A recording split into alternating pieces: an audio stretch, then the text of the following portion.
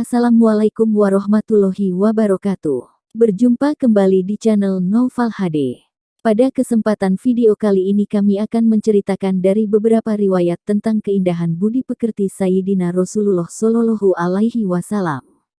Namun sebelum itu jangan lupa subscribe, like dan nyalakan lonceng notifikasinya agar tidak ketinggalan video baru dari kami. Terima kasih.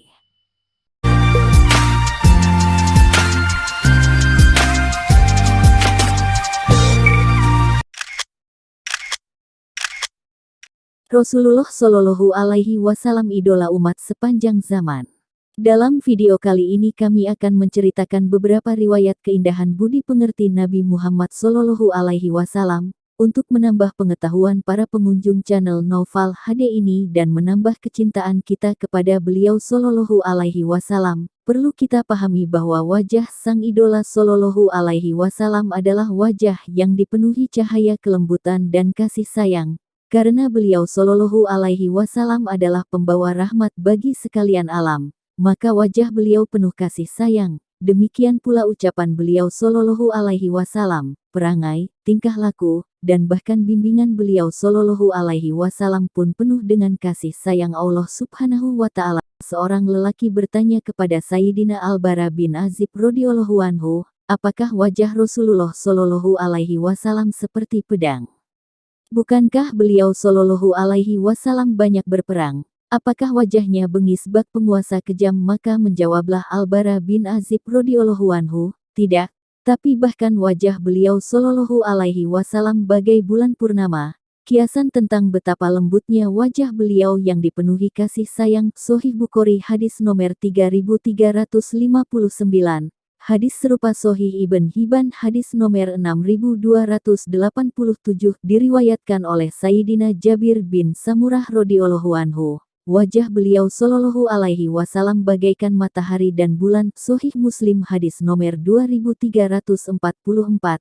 Hadis serupa pada Sahih Ibn Hibban hadis nomor 6297. Demikian pula riwayat Sayyidina Ali karamahullahu wajah yang mengatakan, seakan-akan matahari dan bulan beredar di wajah beliau Shallallahu Alaihi Wasallam. Syama'il Imam Tirmidzi, demikian pula diriwayatkan oleh Sayyidina Umar bin Khattab radhiyallahu anhu, bahwa Rasulullah Shallallahu Alaihi Wasallam adalah manusia yang bibirnya paling indah. Al-Imam Al-Hafidz Syekh Abdurrahman Adibai mengumpulkan ciri-ciri sang Nabi Shallallahu Alaihi Wasallam. Beliau Shallallahu Alaihi Wasallam itu selalu dipayungi oleh awan dan diikuti oleh kabut tipis. Hidung beliau Shallallahu Alaihi Wasallam lurus dan indah. Bibirnya bagaikan huruf mim, kiasan bahwa bibir beliau Shallallahu Alaihi Wasallam tak terlalu lebar tak pula sempit dan sangat indah. Kedua alisnya bagaikan huruf nun. Kiasan bahwa alis beliau itu tebal dan sangat hitam dan bersambung antara kiri dan kanannya. Dari Sayyidina Abi Jahifah radhiyallahu anhu, para sahabat radhiyallahu anhum ajmain berebutan mengambil telapak tangan beliau Shallallahu Alaihi Wasallam dan mengusapkannya di wajah mereka. Ketika kutaruh telapak tangan beliau Shallallahu Alaihi Wasallam di wajahku, ternyata telapak tangan beliau Shallallahu Alaihi Wasallam lebih sejuk dari es dan lebih wangi dari misik. Sahih Bukhari hadis nomor 3360. Berkata Sayyidina Anas radhiyallahu anhu, tak kutemukan sutra atau kain apapun yang lebih lembut dari telapak tangan Rasulullah Shallallahu Alaihi Wasallam. Dan tak kutemukan wewangian yang lebih wangi dari keringat dan tubuh Rasulullah Shallallahu Alaihi Wasallam. Sahih Bukhari hadis nomor 3368. Kami tak melihat suatu pemandangan yang lebih menakjubkan bagi kami selain wajah Nabi Shallallahu Alaihi Wasallam. Sahih Bukhari hadis nomor 649 dan Muslim hadis nomor 419. Ketika perang Uhud wajah Rasulullah Shallallahu Alaihi Wasallam terluka dan mengalirkan darah segar, maka putrinya yaitu Sayyidah Fatimah radhiyallahu anha mengusap darah tersebut dan Sayyidina Ali karamahullahu wajah memegangi beliau Shallallahu Alaihi Wasallam. Namun ketika terlihat darah itu terus mengalir, maka diambillah tikar dan dibakar, maka debunya ditaburkan di luka itu, maka darah pun terhenti. Sahih Bukhari hadis nomor 2753. Dari Sayyidina Anas bin Malik radhiyallahu anhu, dan saat itu di rumah hanya aku, ibuku dan bibiku, Lalu selepas sholat beliau Shallallahu Alaihi Wasallam berdoa untuk kami dengan kebaikan dunia dan akhirat. Lalu ibuku berkata, doakan pelayanmu ini wahai Rasulullah, maksudnya Sayyidina Anas radhiyallahu anhu. Maka Rasulullah Shallallahu Alaihi Wasallam mendoakanku dan akhir doanya adalah, wahai Allah perbanyak hartanya dan keturunannya dan berkahilah. Sahih Muslim hadis nomor 660. Dan beliau Shallallahu Alaihi Wasallam itu adalah manusia yang terindah wajahnya dan terindah akhlaknya. Sahih Bukhari hadis no. 3356. Dan beliau Shallallahu Alaihi Wasallam itu adalah manusia yang termulia dan manusia yang paling dermawan, dan manusia yang paling berani. Shallallahu Alaihi Wasallam. Sahih Bukhari hadis nomor 5686.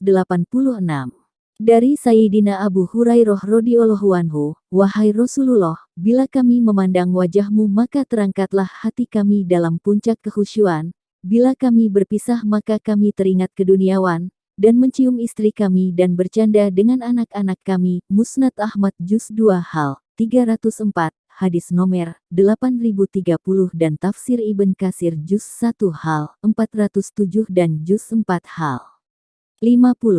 Diriwayatkan dari Sayyidina Anas bin Malik radhiyallahu anhu bahwa Rasulullah Shallallahu Alaihi Wasallam bila selesai sholat subuh, datanglah beberapa hadim atau ajudan atau pembantu Madinah dengan bejana-bejana mereka yang berisi air. Maka setiap kali datang kepada Rasulullah Shallallahu Alaihi Wasallam setiap bejana itu, maka Rasulullah Shallallahu Alaihi Wasallam menenggelamkan tangannya pada bejana tersebut, dan sering pula hal itu terjadi di musim dingin. Maka Rasulullah Shallallahu Alaihi Wasallam tetap memasukkan jarinya pada bejana-bejana itu. Sahih Muslim bab keakraban Rasulullah Shallallahu Alaihi Wasallam dan tabaruk sahabat pada beliau Shallallahu Alaihi Wasallam. Hadis nomor 2324 dari Sayyidina Anas radhiyallahu anhu. Kulihat Rasulullah Shallallahu Alaihi Wasallam dan pencukur rambut sedang mencukur rambut beliau Shallallahu Alaihi Wasallam. Dan para sahabat radhiyallahu anhuma ajmain mengelilingi beliau Shallallahu Alaihi Wasallam.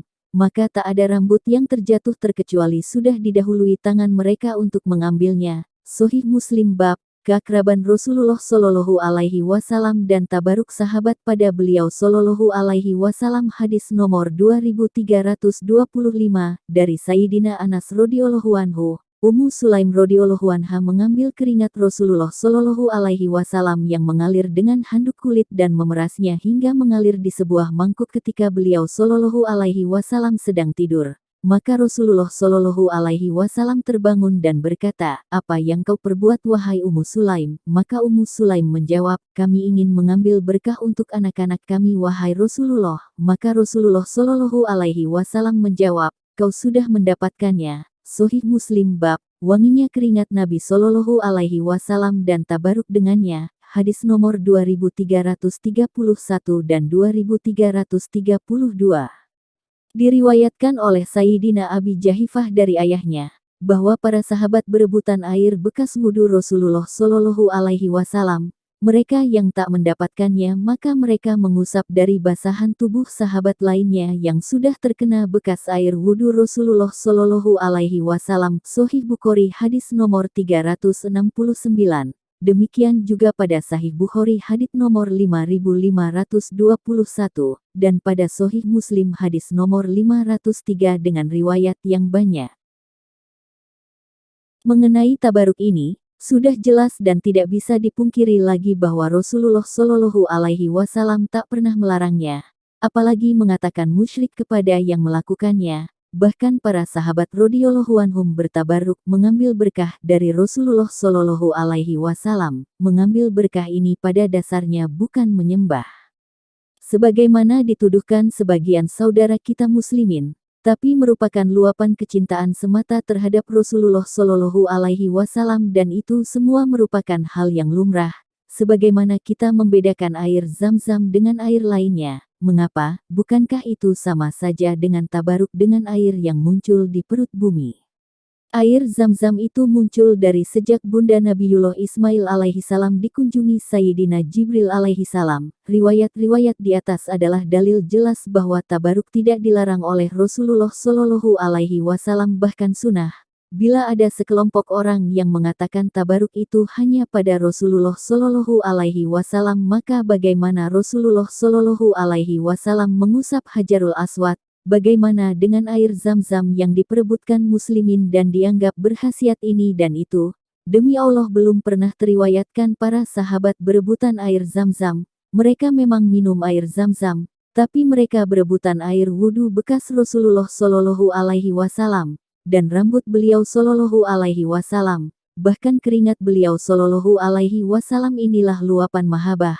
Pantas dan wajar saja bila seorang kekasih menyimpan baju kekasihnya, misalnya baju usang, tak berarti itu sangat berarti bagi sang kekasih, maka istilah dikeramatkan dan lain sebagainya itu pada hakikat adalah luapan mahabbah pada orang-orang solih dan mulia. Sebagaimana para sahabat bertabarruk dengan Rasulullah Shallallahu Alaihi Wasallam karena luapan mahabbah kecintaan mereka pada Nabi Shallallahu Alaihi Wasallam, bukan karena ia Muhammad bin Abdillah Shallallahu Alaihi Wasallam, tapi karena beliau Shallallahu Alaihi Wasallam adalah utusan Allah Subhanahu wa Ta'ala yang mengenalkan mereka kepada hidayah dan kemuliaan. Maka jelaslah sudah bahwa Rasulullah Shallallahu Alaihi Wasallam tidak melarang puji-pujian atas Allah Subhanahu wa Ta'ala dan Rasulnya di masjid. Bahkan diriwayatkan bahwa Rasulullah Shallallahu Alaihi Wasallam menaruh sebuah mimbar khusus untuk Sayyidina Hasan bin Sabit radhiyallahu anhu di masjid, untuk ia membaca syair memuji Allah Subhanahu wa Ta'ala dan Rasulullah Shallallahu Alaihi Wasallam. Mustadrak ala Sohihain hadits No. 6058. 6059. Dan ketika ada orang yang tak menyukai Sayyidina Hasan radhiyallahu anhu, maka marahlah Ummul Mukminin Aisyah radhiyallahu anha, seraya berkata, "Jangan kalian menghina Hasan, karena ia selalu memuji Rasulullah Shallallahu Alaihi Wasallam." Mustadrak ala Sohihain hadits No. 6063. Berkata Imam Hakim bahwa ucapan ini sahih memenuhi syarat Sahih Bukhari dan Muslim. Pahamlah kita bahwa puji-pujian pada Rasulullah Shallallahu Alaihi Wasallam, yang diantaranya gosidah, maulid merupakan hal yang dimuliakan oleh Rasulullah Shallallahu Alaihi Wasallam. Bahkan Sayyidatuna Aisyah radhiyallahu anha marah ketika ada orang yang menghina orang yang memuji Rasulullah Shallallahu Alaihi Wasallam. Maka ketika di akhir zaman ini muncul kelompok yang mengharamkan puji-pujian pada Rasulullah Shallallahu Alaihi Wasallam dan nasyid gosidah di masjid. Ini menunjukkan kesempitan pemahaman mereka dalam syariah Islamiyah. Memang betul ada hadis Rasulullah Shallallahu Alaihi Wasallam yang melarang membaca syair-syair di masjid. Namun itu adalah syair-syair keduniawian yang membuat umat lupa kepada Allah Subhanahu wa Ta'ala. Bukanlah syair pujian atas Allah dan Rasulullah Shallallahu Alaihi Wasallam yang memberi semangat kepada umat untuk semakin taat kepada Allah Subhanahu wa Ta'ala. Terima kasih sudah menonton video ini. Semoga bermanfaat. Wassalamualaikum warahmatullahi wabarakatuh.